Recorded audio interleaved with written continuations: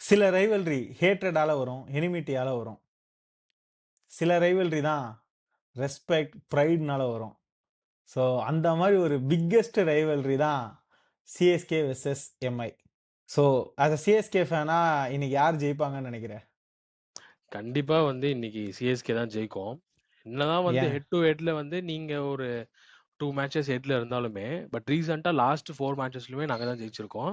And ம். நாங்க கேவலமா ஆடும்போதே எங்ககிட்ட தோத்த டீம் நீங்க தான். ஃபர்ஸ்ட் மேட்ச்லயே. குடுத்துருக்கோம்டா பாயிண்ட் உங்கள மதிச்சு. இல்லனா எவனும் குடுக்கல உங்களுக்குலாம். அவன் வந்து அடிச்சுட்டு அது போனான். இல்லாம அகைன் தோனி ஃபேக்டர் வந்திருக்கு. தோனி கேப்டனா இருக்கான். அண்ட் டிவெல் ப்ரூவிஸ் வந்து இன்னைக்கு சிஎஸ்கேக்கு டெபியூ பண்ணுவான் அப்படின்ற மாரி சொல்றாங்க. அதெல்லாம் எனக்கு வலிக்குது. இந்த டிவால் ப்ரூவிஸ நீங்க எடுத்ததெல்லாம் எங்க ப்ராடக்ட். So okay. நான் ஒரு அ சொல்லு. நான் ஓகேவா? ஒரு ஸ்டாட்ஸ் வச்சிருக்கேன் சொல்றேன். ம். அண்ட் ஷேக் ரஷீத்னு ஒரு யங் ப்ராடஜி. அவனும் வந்து செம்மையா ஒரு ப்ரூவ் பண்ணிக்கிட்டு இருக்கான். ஸோ எனக்கு தெரிஞ்சு திரும்பியும் வந்து சிஎஸ்கே ஃபார்முக்கு வரதுக்கு நீங்களும் ஹர்திக் பாண்டியாவும் எங்களுக்கு ஹெல்ப் பண்ணுவீங்கன்னு எனக்கு கொஞ்சம் நம்பிக்கை இருக்கு. நான் குமார் அவசரப்பட்டியே.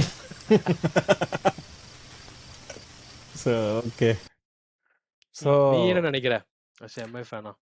சி அஸ் எம்ஐ ஃபேனா நான் வந்துட்டு எம்ஐ தான் வின் பண்ணணும்னு நினைப்பேன். ஆப்வியஸ் அது. மனசாட்சியே இல்ல. அன்லெஸ் ஹார்திக் பாண்டியா ஃபேக்டர் அவன் தலைவன் எதனா பூந்து சொதப்பல் வேலை பண்ணலன்னு வச்சுக்கோயேன், எம்ஐக்கு வந்து இது ஒரு ஈஸியான வின். ஏன்னா கண்டினியூஸா அந்த வின்னிங் ஸ்ட்ரீக்ல இருக்கானுங்க. ஸோ எப்பவுமே எம்ஐ ஒன்ஸ் ஒரு வின்னிங் ஸ்ட்ரீக் ஸ்டார்ட் பண்ணா அதை அப்படியே கண்டினியூ பண்ணுவாங்க. டீமும் ஓரளவுக்கு நல்லா செட் ஆயிருக்கு.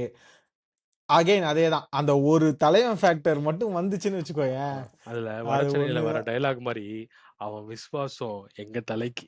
புரியுதா? அது வந்து தாக்கூர், ஹார்திக் பாண்டியா அந்த அளவுக்கு கிடையாது. நீ அந்த பாரு, மாரிலாம் பண்ண மாட்டான். கடைசி ஓவர் போடணும், அதுல தோனி அவனை பொழக்கணும். அதுக்கு இதுல நான் ஒரு ஸ்டாட் பார்த்தேன். நீ தான் சொன்னேன்னு நினைக்கிறேன். கடைசி ஆமா. ஓவர் இருக்கிறதுலே ஆவரேஜ் மோசமா இருக்க நாய் அவனுக்கு தான். ஆமா. எக்கானமி ரொம்ப எவ்வளோ கேவலமா தெரியுமா? இருக்க நாய்.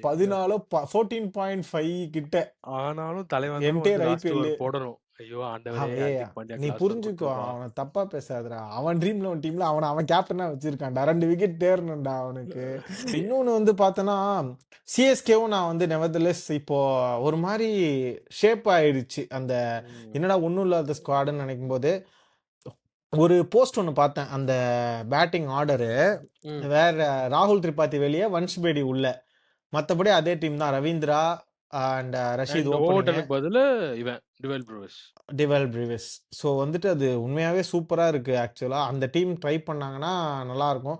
டிவெல் பிரிவிஸ் அடிச்சா சந்தோஷமா இருக்கும். ஆனா எம்ஐ ஜெயிக்கணும். ஏன்னா டிவெல் அண்ட் பிரிவிஸ் வந்து ரச்சினை விட இன்னைக்கு கான்வே ஓப்பன் பண்ணுவான்னு சொல்றாங்க. அது